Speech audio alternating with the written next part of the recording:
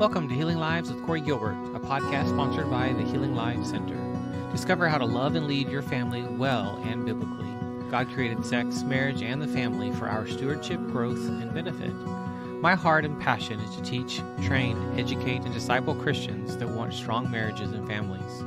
The Healing Lives Center has been serving Christians since the year 2000. Its mission is to be a center for sex, trauma, and marriage education and transformation, where we offer counseling, coaching, courses, and speaking services to you, your church, or ministry. Check us out at healinglives.com. Hello, welcome back. We are in Chapter 12 of Lost in Transnation, a child psychiatrist guide out of the madness. Dr. Miriam Grossman, MD. Chapter 12 is titled Surgeon's Dangerous Idea. So this is where we throw the surgeons under the bus. And I promise this one's a rough one. It's rough to hear. It's going to be a handful, so hang on. And this is how it starts. How do you make a vagina? Asks Jake. He has one. Or asks Jake, he has one. Actually, he used to have one. The surgeon constructed it from his penis and scrotum. 6 months later, Jake realized he's a man and could never be a woman with a bona fide vagina, so he stopped the upkeep of his faux vagina, and it pretty much closed up. Now Jake has neither a penis nor a vagina, but he will need to inject testosterone into his thigh every week for the rest of his life.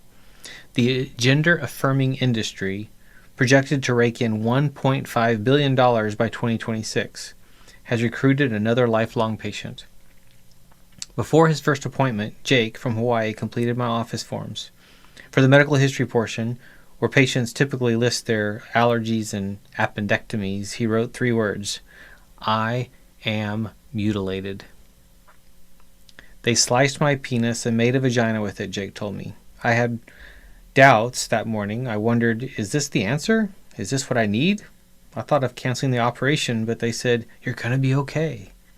Surgeons refer to gender-affirming procedures such as vaginoplasties and phalloplasties as genital reconstruction. Again, in order to affirm, they must deny biological reality. And there's no reconstructing anything. Jake never had female genitalia, and the surgeons can only attempt using primitive procedures to mimic the real thing. I acknowledge from the outset these surgeries may help some people, but we lack robust long-term evidence that they are a majority. And there's no way to identify those people pre-op with any degree of certainty. There is no long-term follow-up whatsoever of surgeries performed on young people with ROGD, rapid onset gender dysphoria. So it's important for you to know the details of Jake's affirming surgery, as well as those performed on young women. One day it could be your child who believes, like he did, that their emotional struggles will be cured in a few hours on an operating table. I want him or her to avoid a catastrophe. Brace yourselves. What's ahead is dreadful. In the months leading up to Jake's surgery, his pubic hair was eliminated by electrolysis. On the operating table, his testicles were removed and his scrotal skin fashioned into labia. His penis was flayed, inverted, and used to create a vaginal vault. Some use the term neo-vagina for this structure. I prefer faux vagina, because neo means new or modified, and what Jake's surgeon constructed was neither a new or modified vagina. It's something altogether different. Trust me. Back to the OR. The sensitive nerves and tissue from the tip of Jake's penis become a clitoris. His urethra, the tube through which he eliminates urine, was shortened and relocated. Jake was 20 years old when he climbed on the operating table. But for a boy whose puberty was blocked at a young age, such as Jazz Jennings, a vaginoplasty is much more complicated. As explained, the penis will remain child-sized, micropenis, because it was never exposed to the testosterone surge of puberty. There will be insufficient tissue to create a faux vagina, and the surgeons will have to harvest it from elsewhere. This gets extremely complicated.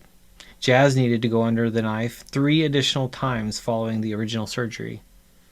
The body does not recognize a faux vagina. Instead, it perceives it as an open wound. The body's natural reactions to a wound is to close it. Therefore, patients who have vaginoplasties must conscientiously dilate the new structure, a tedious process, so it remains patent or open. One patient described it this way on Twitter: "Having a vagina is super hard. Dilations? Awful. Why do I have to feel that my anus is about to disintegrate? Why does the labia have to burn so much every time I dilate? And every 6 blank hours every day? Madness. Absolute madness. I want to cry." And then there's trouble down under, the next section here. "A major issue following genital surgeries is that urination may be compromised, not for days or weeks, but for months or even years.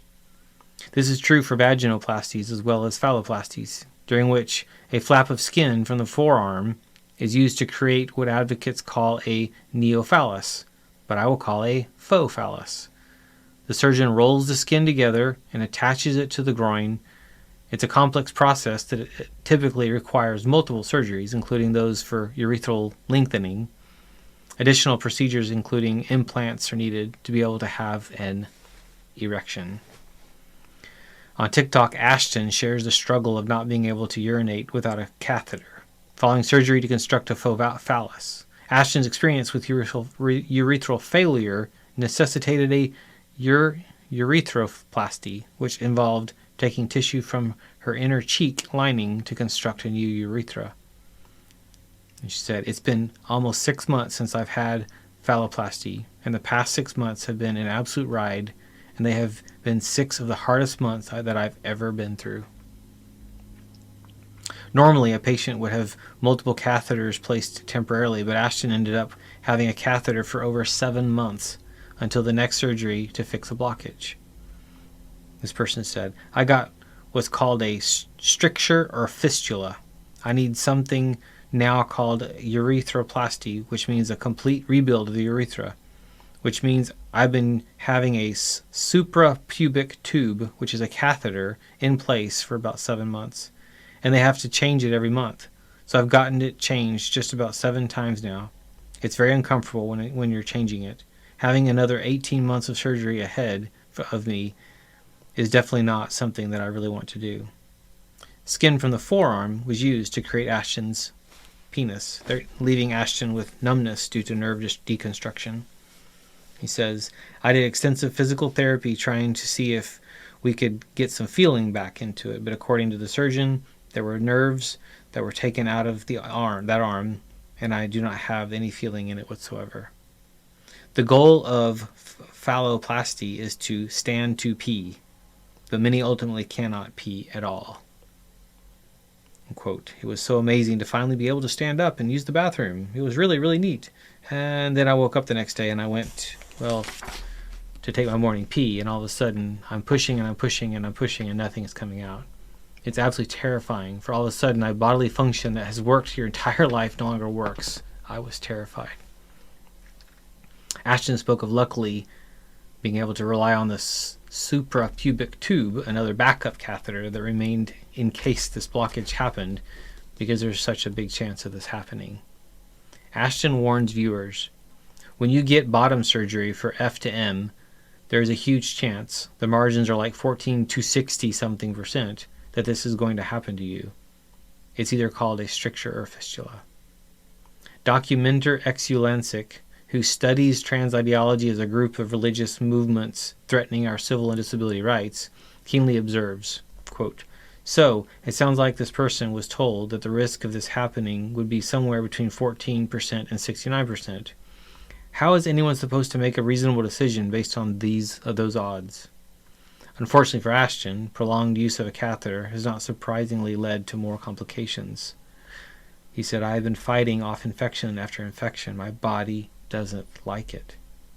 One of the few long-term studies examined the urological complications of trans surgery up to 6 years. They found that almost 3/4 of patients cited feeling intermediately too strongly bothered by the bladder symptoms. These issues included overactive bladder, stress urinary incontinence, a reduced urinary flow, and meatal stenosis. In English, that means feeling like you need to urinate all the time, incontinence, a weak stream, and a narrowed opening. These debilitating complications can last for years. Remember, we are speaking of men and women who had perfectly normal plumbing prior to surgery. They weren't running to urinate every 15 minutes. They weren't leaking. As healthy young people, they did their business and forgot about it. Were they counseled about the risks of surgeries? More than a few say that they were not. Richie, another detrans man who had vaginoplasty, described his post-surgery torment in a Twitter thread. No one told me any of what I'm going to tell you now. No one told me that the base area of your penis is left.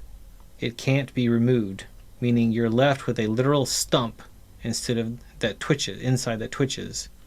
I have no sensation in my crotch region at all.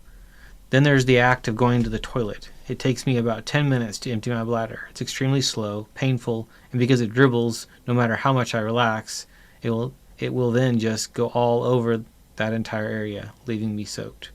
So after cleaning myself up, I will find moments later that my underwear is wet, no matter how much I wiped. It slowly drips out for the best part of an hour. I never knew at 35 I ran the risk of smelling like piss everywhere I went.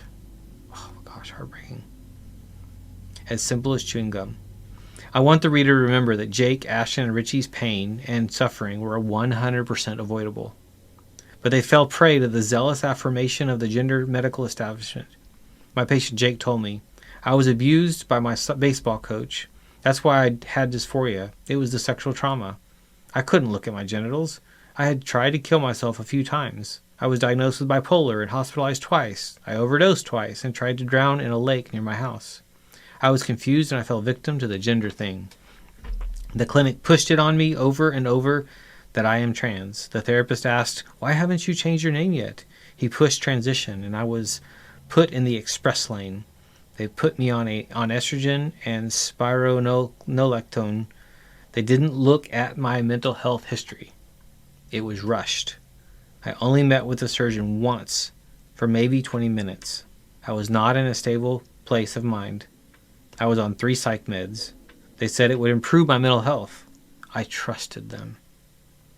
Jake thought he had found a solution to his suffering. He trusted his physicians and his social worker and signed on the dotted line. Now his life trajectory has been irrevocably altered.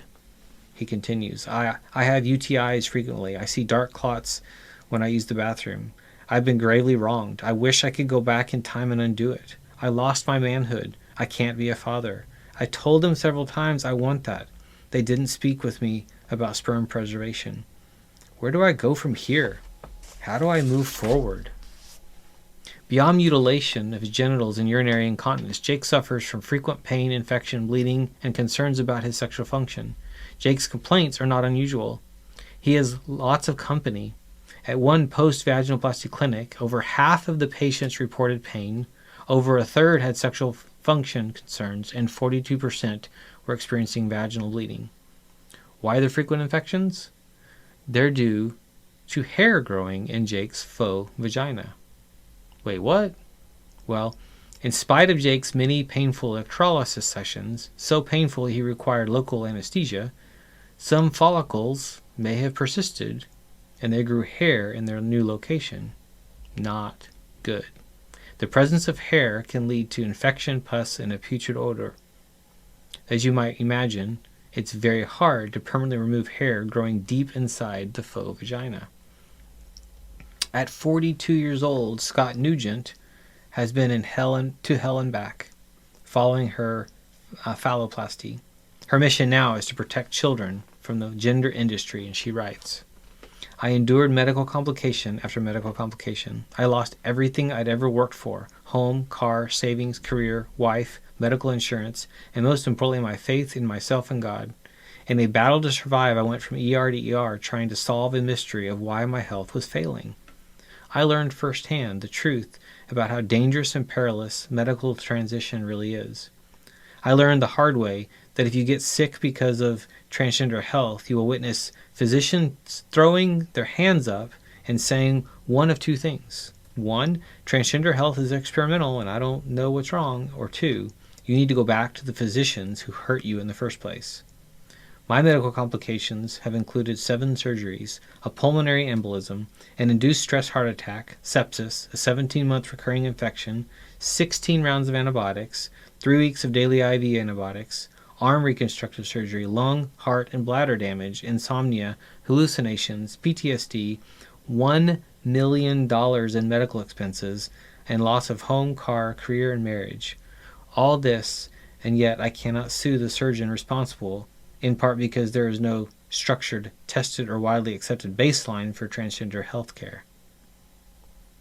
In order to empower the transgender identifying patient, gender-affirming care eliminates gatekeeping. Patients are left with a rosy depiction of the outcomes of these primitive surgeries. Scott continues to write here. When you start to medically transition, you are told a Disney version akin to watching toddlers skip through the daisies. Imagine watching the sunset and leaning back against a tree and sipping iced tea. This is the image that was painted for me. At 42, even I wasn't able to decipher what the complications were, as the medical and mental health industry made transitions seem as simple as chewing gum. Each time I asked a question, my concerns were skimmed over, making me feel insignificant and childish. Now I was middle-aged and a successful business sales executive. If I was intimidated, children and adolescents don't stand a chance. Take note, everybody. Scott was a successful, middle-aged business executive, yet she was intimidated by the gender surgeon. This chapter arms you with facts you need to know should you or someone you love consult with a gender surgeon. You're not insignificant, and your concerns are real. Don't allow them to be dismissed. Shapeshifter, a vocal male-to-female detransitioner whose YouTube channel byline is Survivor of Experimental Transgender Healthcare, has said, "The surgeries are not where they should be. They're not as safe as they're sold. I was sold a sex reassignment surgery. I'm still male. I never became female. That's the reality." What do the data say? Remember Ashton, who needed continuous catheterization following phalloplasty? That and other issues are commonplace among recipients of affirming surgeries. Infection. The skin near the incision and the urethra are common areas for infection. Prolonged catheterization is required, increasing one's risk of serious infection. Partial phallic loss. If the faux penis does not maintain adequate blood flow, it cannot survive. Stricture. Inadequate blood flow can cause scar tissue to form. This may slow or block the release of urine. Fistula. An abnormal connection between the urinary tract and a nearby organ, like the bowel, or to the body surface. A 2022 phalloplasty systematic review and meta-analysis, a type of study known for its high quality of evidence, of 1,731 patients revealed the following staggering outcomes. An overall complication rate of more than 3/4 of patients. Almost a third experienced urethral fistula, and a quarter experienced urethral stricture. The authors conclude that the evidence for patients getting the outcomes promised is weak. A large 2022 review of phalloplasty, including 11 studies, found that nearly a third developed a serious complication, namely stricture or fistula. Meanwhile, the medical establishment and the media continue to portray these surgeries as improving the lives of individuals with gender distress. Sexual function was addressed in a crucial follow-up study mentioned previously by the Dutch, the first long-term study we have. Although only male to female patients were included, they found that over 3/4 had problems with libido. Slightly more than 2/3 experienced failure to orgasm, and 71% experienced pain during sex. A 2018 survey of those who had undergone male to female surgery concluded that the majority experienced orgasms more intensely after surgery, but the response rate was less than half. How can we conclude anything at all when so few responded?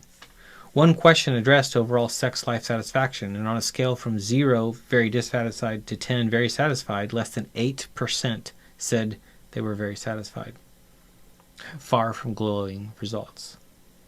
Now let's look at another of the very few long-term studies which followed patients for 13 years. The authors conclude that the available studies suffer from many limitations, like a lack of control populations, high dropout rates, and very few that describe the surgical outcomes in detail. So in other words, the data supporting phalloplasties and vaginoplasties are low quality. Yet the gender-affirming industry advocates their benefits. Surgeons welcome patients like Jake, Ritchie, and Scott with open arms. That is, until they complain about the appearance of their genitals or return to the office with appalling complications, like feces exiting from the wrong orifice, nerve damage impeding sexual intimacy, chronic bleeding, oozing, or infections. You get the picture. While thankfully rare, deaths from the affirming surgeries do occur.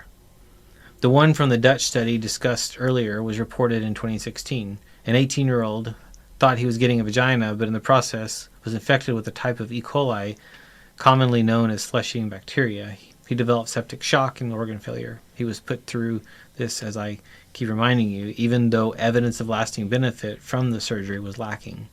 His death was 100% avoidable. Shapeshifter describes how when complications emerge, which they inevitably do for over 1/3 of patients, physicians run the other way. He says, nobody wants to touch other surgeons' work because they don't want to attach their name to a complicated case. Because every time you go in there, there's more scar tissue and more complications. Even worse, the blame is placed on the patient, not the procedure. They don't really, and this is a quote, they don't really tell you that the body treats you as a wound and tries to close up. Yes, constantly trying to close up the neovagina. So I got a revision. A few months later, I was back on the table, operating table, and got blamed at the time that I didn't dilate enough, even though I was religiously dilating. They kept on blaming me for not dilating enough. A patient starts out with one problem, dysphoria, and ends up with a multitude of problems. Unlike gender dysphoria, the new iatrogenic issues could be permanent or require additional surgeries.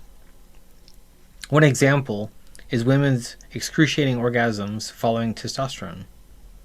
Iden Dowling describes in a YouTube video the Almost Everyday Vlog, episode 6.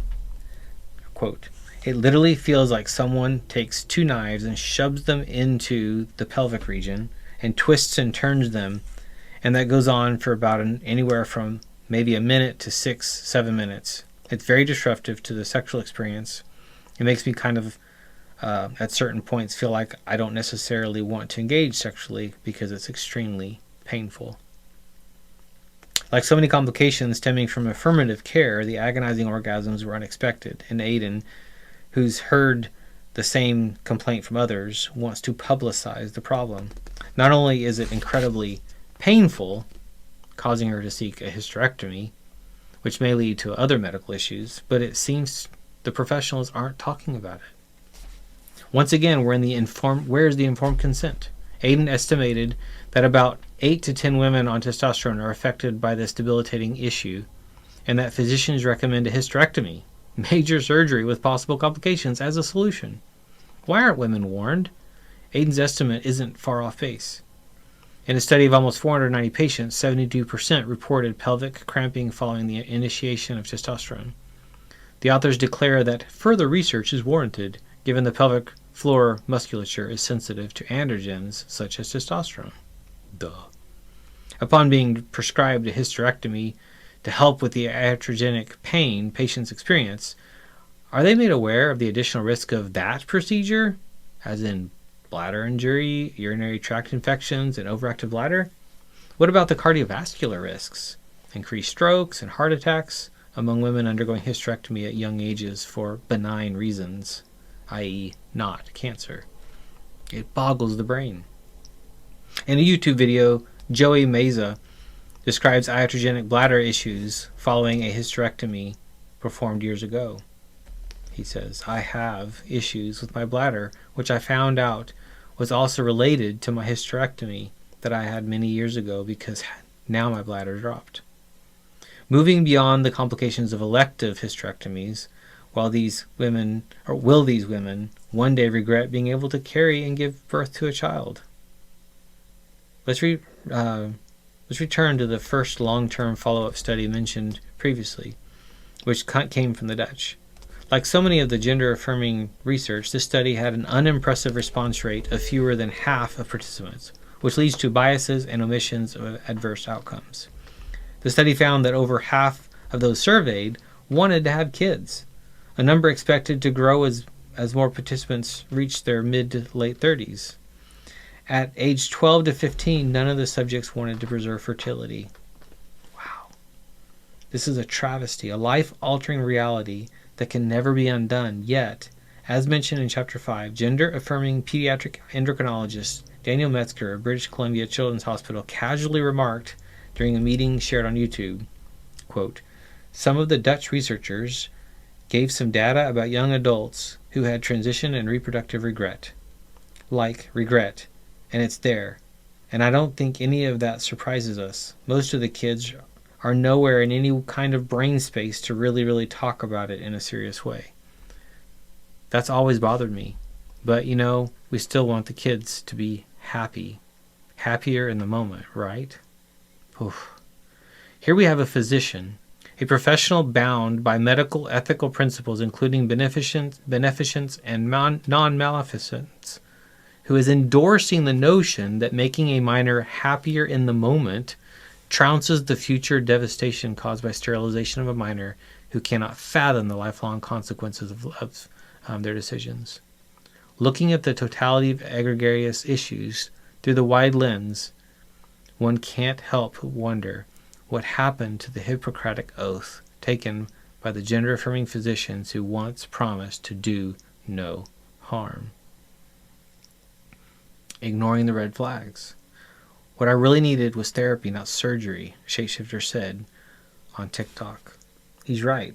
He had a history of untreated trauma and abuse, but affirming care told Shapeshifter to align his body with his mind, so he focused on hair and makeup, breasts and vagina. After all the operations, he's still in emotional pain.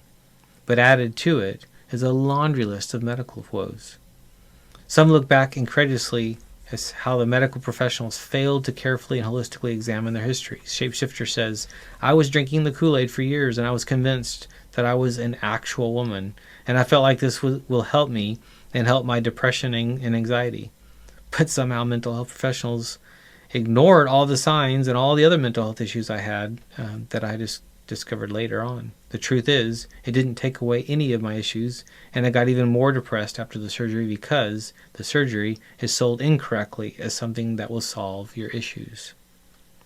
Richie said, "During transition, I was obsessive and deeply unwell. I cannot believe they were allowed to do this to me, even after all the red flags." Shapeshifter and Richie are far from alone in realizing their mental health issues were the driving force behind their insatiable desire to transition. A 2022 Reddit r/dtrans demographic survey revealed that 82% of detransitioners realized gender dysphoria was related to other issues, including mental health. Slightly more than 40% of natal females and 32% of natal males in one detransitioner survey endorsed the statement, "I discovered that my gender dysphoria was caused by something specific," i.e. trauma, abuse, mental health conditions. With time, many of these individuals find themselves no longer fleeing who they are. When underlying problems aren't addressed, they will resurface sooner or later. As Hakim, distinguished psychiatrist in the UK, who works with transgender identifying individuals both before and after surgery, writes, "While such surgery may offer help to some patients, what about the unfortunate patients for whom surgery does not provide a resolution to their serious internal conflict?" Dr. Hakim calls sex reassignment surgery, now called gender-affirming surgery, mechanical transformations. I like that. For 8 years, Dr. Elif Girasik ran a weekly psychotherapy group for dissatisfied post-operative patients. Many felt a great deal of anger and resentment for being allowed to undergo a process that they now regarded as leaving them mutilated and neither male nor female. The group is considered very successful in preventing suicide among these individuals, living helplessly and hopelessly with regret. Although groups such as hers are incredibly rare, the Portman Clinic was a lone player. Patients' regret is not rare, despite what's we're told. The affirming industry insists that regret is about around 1%. Fortunately, we have experts like Dr. Hakim, who in 2021 informed us otherwise. He says, the public are often told that relative regret is extremely low, but this is, of course, a complete fiction. There are no follow-up studies. No one knows what the regret rate actually is, and this low rate results from the lack of any information being collected. The patients I saw did not officially exist in any gender identity clinic's books. D'Angelo et al., in a letter to the editor, addressed the research examining regret and says, these studies may understate true regret rates due to overly stringent definitions of regret, i.e., requiring an official application for reversal of the legal gender status. Very high rates of participant loss to follow-up, 22 to 63%, and an unexplored relationship between regret and high rates of post-transition suicide.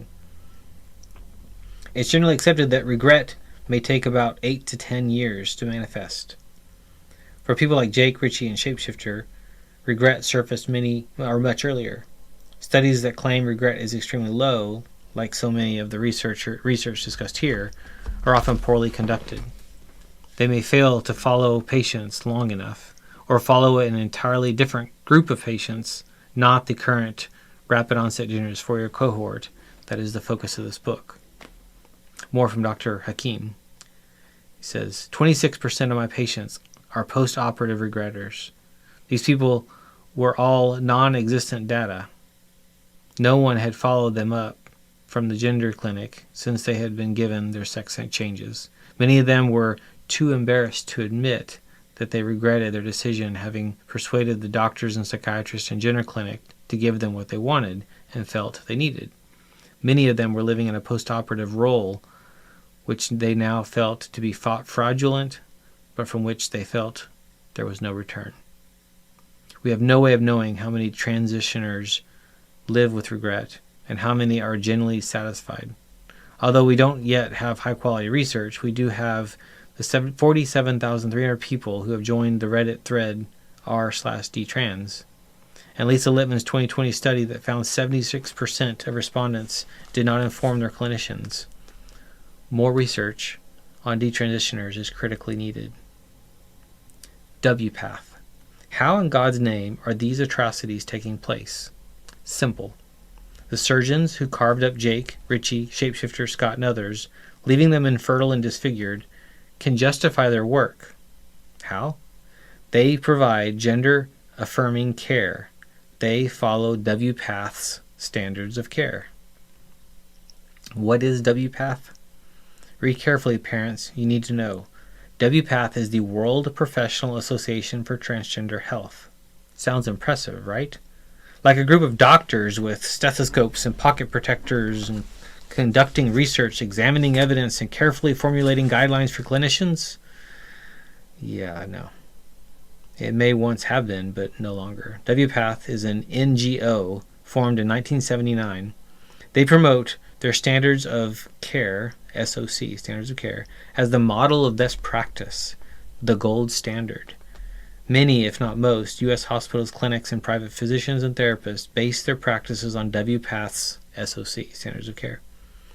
How close to a gold standard are they?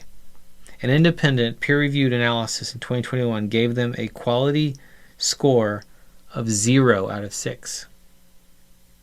WPATH presents its approach to patients, parents, and providers as the only valid evidence-based option, yet its recommendations have been formally rejected by Sweden, Finland, Norway, and Britain, and questioned by medical groups in France, Australia, and New Zealand. Although WPATH guidance advises hospitals, clinicians, and even courts, WPATH itself suffers from identity confusion. While presenting as an unbiased science-based medical group, it is in truth an advocacy organization run by activists who have an unwavering goal of affirmation at all costs. Ideology colors its recommendations, which have fallen prey to affirmative bias and rest upon research that's inherently flawed or very low quality.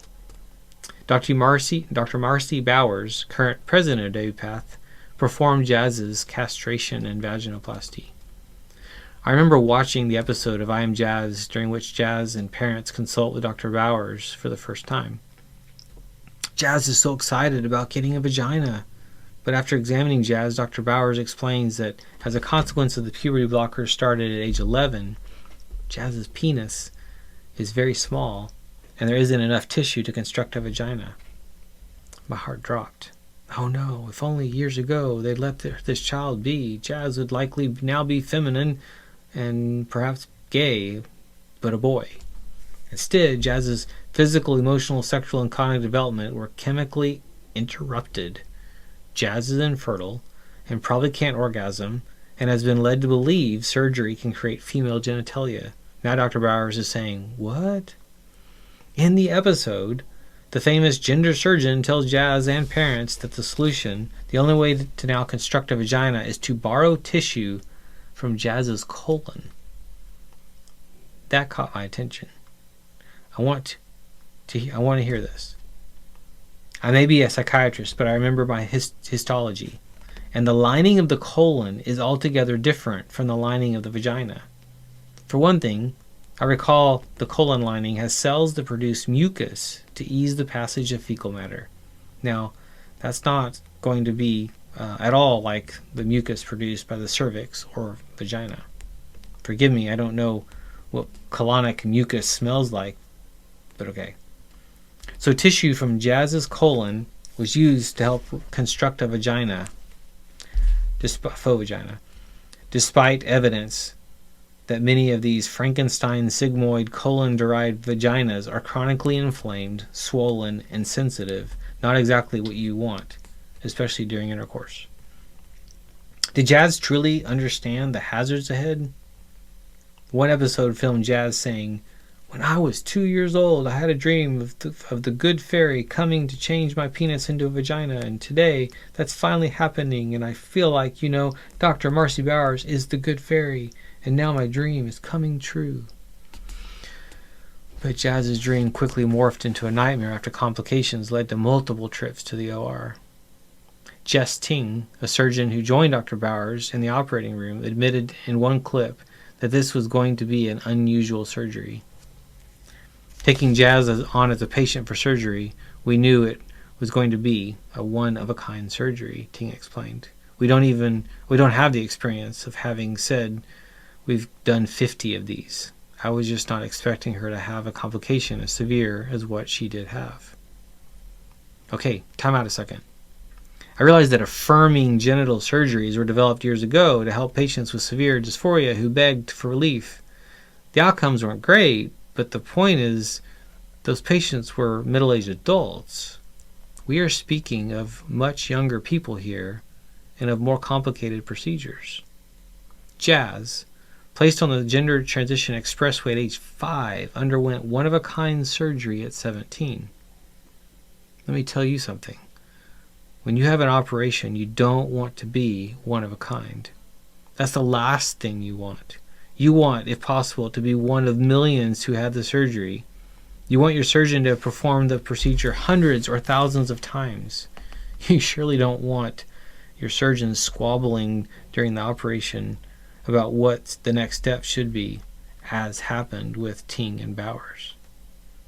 Listening to Jake, Ashton, Jazz, and so many others, sometimes it seems these surgeries are yet another example of doctors saying, "Hey, I have an idea. Let's do this to patients and see what happens." In fact, I just learned that surgeons have a new and improved solution for the micropenis in patients such as Jazz. Construct a vagina using tilapia skin. Yes, the fish. I admit to being impressed by surgeons coming up with a creative solution to vexing surgical dilemmas. Still, I wonder, is there a point at which they say, "Sorry, we cannot do this"? I learned from Michael Biggs' 2022 expose of the Dutch protocol that concerns for patients like Jazz were raised at a conference all the way back in 2005.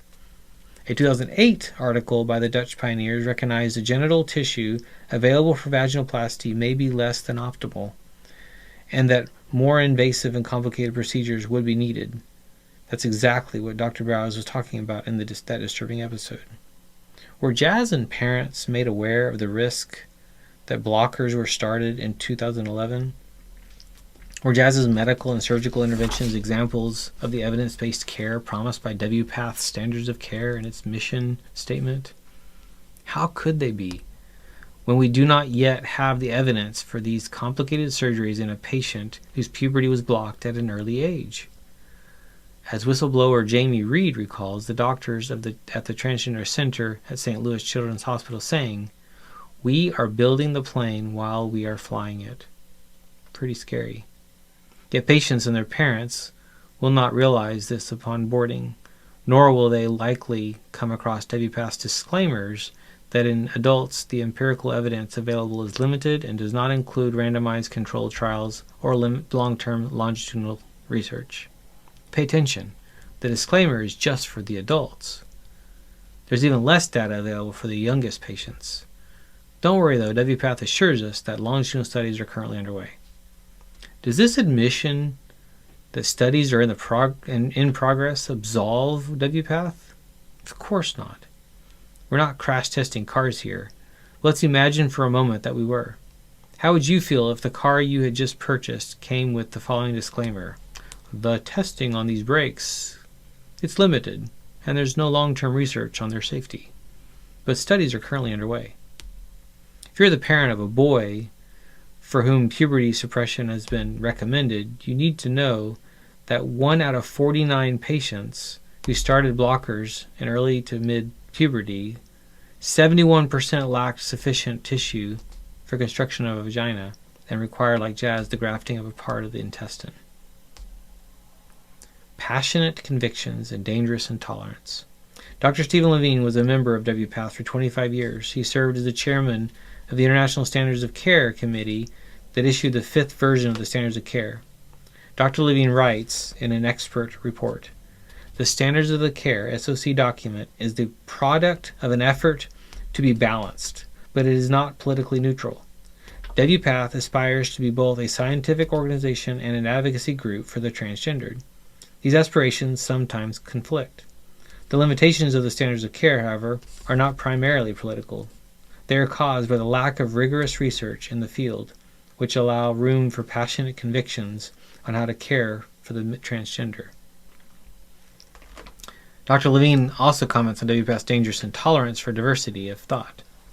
WPATH claims to speak for the medical profession. However, it does not welcome skepticism and therefore deviates from the philosophical core of medical science.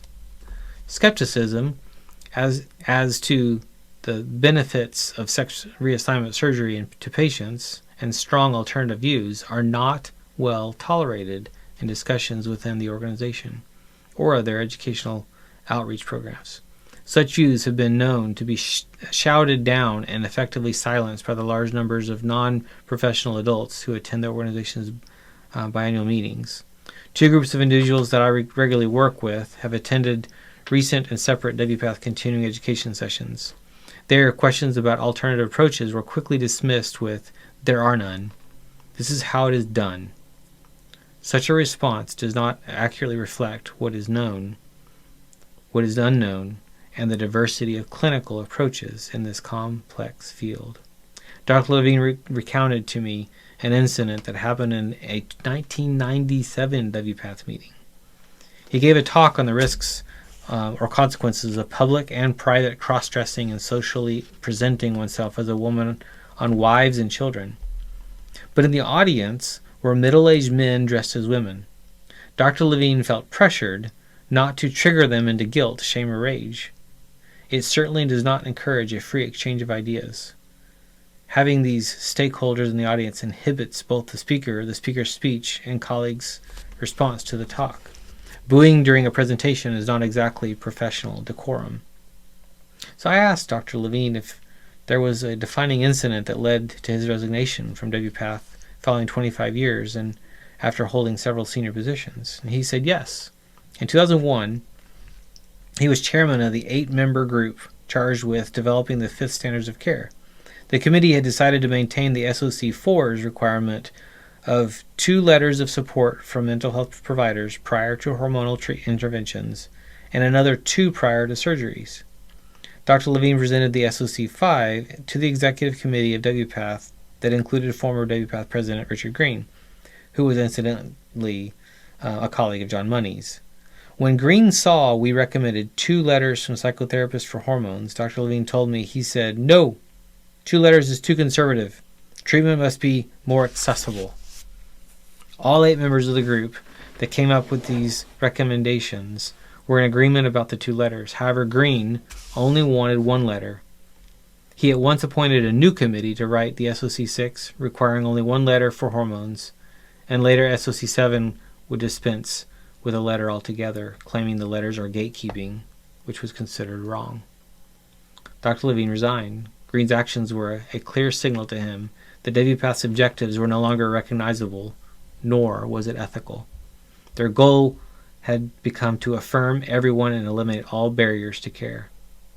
In an expert report for a case before the Southern District Court of West Virginia, Dr. Levine wrote, "I resigned my membership in 2002 due to my regretful conclusion that the organization and its recommendations had become dominated by politics and ideology rather than by scientific process as it was years earlier."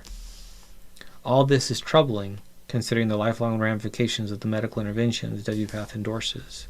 Its claims of consensus among professionals couldn't be more misleading. SOC 8. According to the latest 2022 WPATH Standards of Care 8th edition, affirmation is the only solution for gender dysphoria. Health professionals should instruct minors on breast binding and penis tucking. Concerned parents are deemed a threat, and former measures of precaution have been denounced.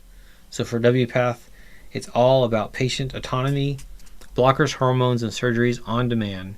Respect for patient autonomy became the primary ethical principle to follow. Until WPATH's SOC 7, counseling was recommended, but according to 8, counseling should never be mandated. Another feature of this latest version is the removal of age restrictions. Indeed, WPATH SOC 8 is the embodiment of the Articles of Faith. So what does this mean for the vulnerable populations needing protection? As my patient Jake stated in disbelief, I thought there was a system in place to evaluate people. There's no system in place. They're just allowing people to self-destruct. There's much more in SOC 8 that you must know about, but I'll focus on the most troubling. Standards of Care introduced a new sexual orientation. An individual who is assigned male at birth, AMAB, and wishes to eliminate masculine features, masculine genitals, and genital functioning. I wish it weren't so, but in WPATH's latest SOC, a chapter is dedicated to eunuchs.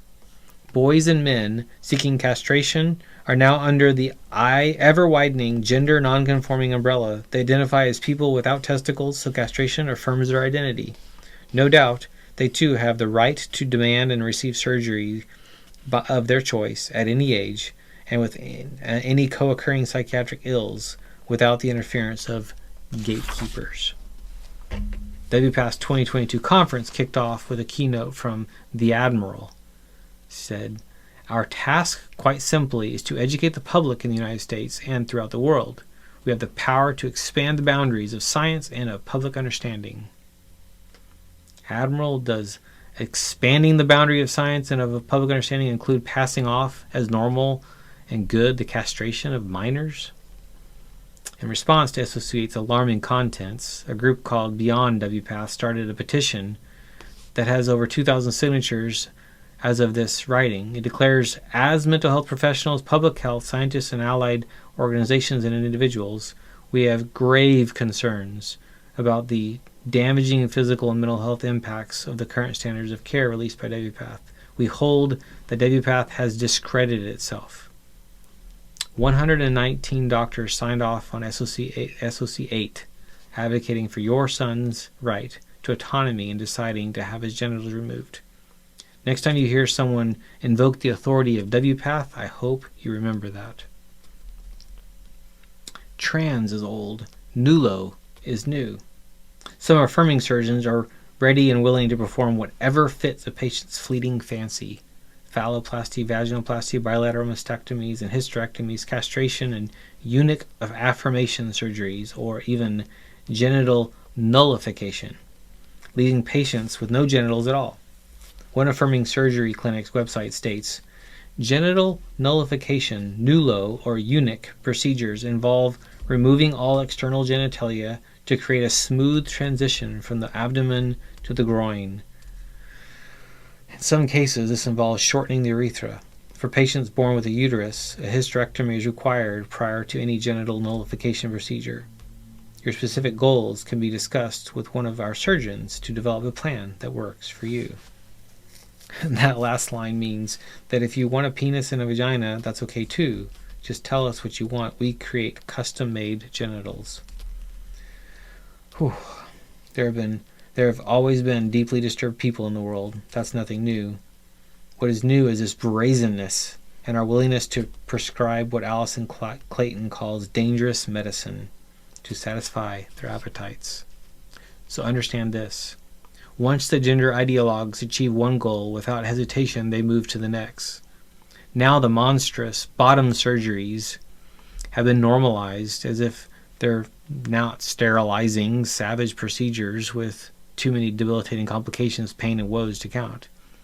But before you know it, they're normalizing eunuchs and NULO surgeries, creating bodies that appear neither male or female. We can't get used to all this. It's just gender-affirming surgery, nothing to see here. That's the goal, so they can go further to the next deviant thing and the next. Too many believe this is all about compassion, respect, and rights. That's a cover. The goal has always been the breakdown of norms, to push the limits further and further. How does the end point look? That's the point. There is no end point. The thrill is in pushing beyond the acceptable. But consider the casualties. Imagine the life of Richie, who was mentioned earlier. He says, I dream often that I have both sets of genitals. In the dream, I'm distressed. I have both. Why both, I think? I tell myself to wake up because I know it's not just a dream. And I awaken into a living nightmare. In those moments of amnesia, as I would wake, I would reach down to my crotch area expecting something there that was there for 3 decades, and it's not. The surgeons that maimed and disfigured Richie and so many others were not only allowed to do it, they were encouraged to do so. They placed the patient in the driver's seat no matter how mentally ill, no matter how young. A text from Jake. He overdosed and was admitted to a psych unit. I'm so tired of it all, he writes. I'm not a man or a woman. I don't see a way forward. The answer to how do you make a vagina is simple. You don't. The best surgeon in the world can't make a vagina. Only God can make a vagina. And the sooner everyone recognizes that truth, the better. Thank you for tuning in to the Healing Lives with Corey Gilbert podcast. It has been an honor to serve. If you are struggling, have questions, or in need, Dr. Gilbert offers a free consultation for new clients. Check us out at healinglives.com to book a call. If this has been helpful to you, please share it, leave a review, and help us get the word out so that we can see lives changed, marriages transformed, and more people come into a life-changing relationship with Jesus Christ. The Healing Lives Center offers online courses, programs, books, intensives, and other services to help you live biblically and well. Discover more resources on YouTube and in Dr. Gilbert's Healing Marriage Facebook group, The Healing Marriage.